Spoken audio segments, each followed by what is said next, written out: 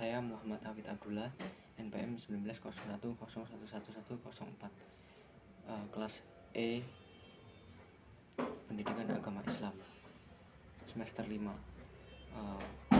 Baiklah, langsung saja di sini saya akan menjelaskan materi saya ya terkait dengan strategi pembelajaran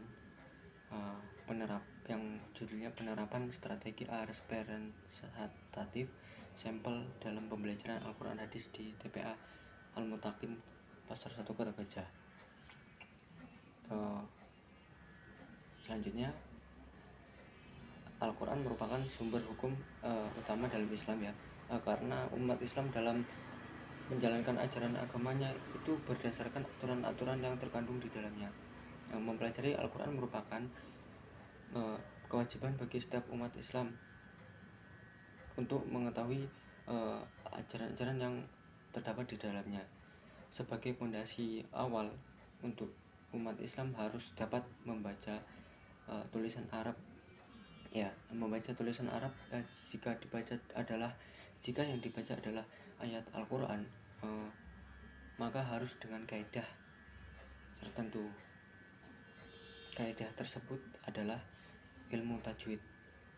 Dan dengan membaca Al-Quran dengan baik dan benar, itu adalah perintah Allah Subhanahu wa Ta'ala. Kemudian ada strategi pembelajaran Ustadz yang atau guru Quran Hadis di TPA. Strategi berasal dari bahasa Yunani yang artinya strategos, itu artinya suatu usaha untuk mencapai suatu kemenangan dalam suatu peperangan awal yang digunakan dalam lingkungan militer ya. Namun istilah strategi digunakan dalam berbagai bidang yang dimiliki esensi yang relatif sama, termasuk diadopsi dalam konteks pembelajaran yang dikenal dengan istilah strategi pembelajaran. Jadi pengertian strategi pembelajaran itu adalah belajar pola umum merencana interaksi antara murid ya atau siswa dengan ustadz atau guru dan sumber belajar lainnya pada suatu lingkungan belajar untuk mencapai suatu tujuan, yaitu pendidikan tertentu. Kemudian adapun jenis-jenis strategi pembelajaran di TPA, yaitu yang pertama strategi pembelajaran langsung, yang kedua strategi pembelajaran tidak langsung, yang ketiga strategi pembelajaran interaktif ya, yang keempat strategi pembelajaran empiris atau bisa disebut dengan pengalaman, yang terakhir ada strategi pembelajaran mandiri ya. Adapun prinsip-prinsip penerapan strategi pembelajaran di TPA, yaitu yang dimaksud dengan prinsip-prinsip penggunaan strategi pembelajaran adalah hal-hal yang diperhatikan dalam menggunakan strategi pembelajaran. Prinsip umumnya yaitu tidak semua cocok dengan digunakannya untuk mencapai suatu tujuan dan semua keadaan. Setiap strategi pun memiliki kekhasan ya, ciri yang berbeda ya. Karena itu semua harus memilih strategi yang dianggap cocok dengan keadaan. Ustadz pun maupun guru ya perlu memahami prinsip-prinsip strategi pembelajaran secara umum. Adapun tujuan ya manfaat mempelajari Al-Quran dan Hadis, yaitu sesuai dengan yang diharapkan tercapai setelah suatu usaha atau kegiatan ya selesai. Yang pertama, memberikan kesempatan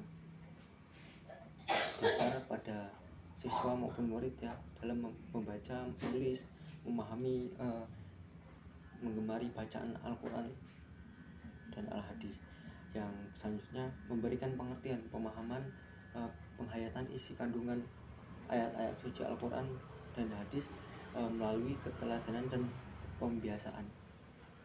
Yang selanjutnya membina dan membimbing ya perilaku murid dengan berpedoman pada isi kandungan ayat Al-Quran. Jadi murid itu harus berpedoman pada kandungan ayat-ayat suci Al-Quran, yang dimana sebagai tujuan hidup mereka ya semua terkandung dalam ayat-ayat Al-Quran. Dan dapat disimpulkan bahwa strategi ustadz maupun guru Al-Quran hadis dalam meningkatkan kemampuan belajar tajwid murid TPA Al-Muttaqin Pasar 1 Kota Baja adalah dengan membaca Al-Quran setiap harinya itu 15 menit ya sebelum masuk jam pelajaran Al-Quran hadis dimulai, menggunakan yaitu metode qiraah atau tilawah dengan melantunkan ayat-ayat suci Al-Quran dengan menggunakan nada-nada yang bagus, dengan nada-nada yang cantik. Itu pun akan menambah pahala bagi yang membacanya ya. Belajar membaca Al-Quran saja sudah mendapatkan pahala, apalagi melakukannya. Belajar membaca Al-Quran saja salah pun ya tidak masalah, itu pun sudah menjadi ladang pahala buat yang membacanya. Baik, sekian, terima kasih yang dapat saya sampaikan. Kurang lebihnya saya mohon maaf. Jika terdapat salah kata kepada Allah Subhanahu wa taala, saya mohon ampun. Billahi taufik wal hidayah. Wassalamualaikum warahmatullahi wabarakatuh.